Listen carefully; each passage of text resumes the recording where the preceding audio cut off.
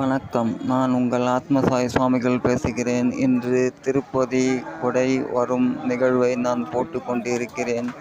Please subscribe and like and share. Viewers கண்டு மகிழுங்கள். நன்றி, வணக்கம்.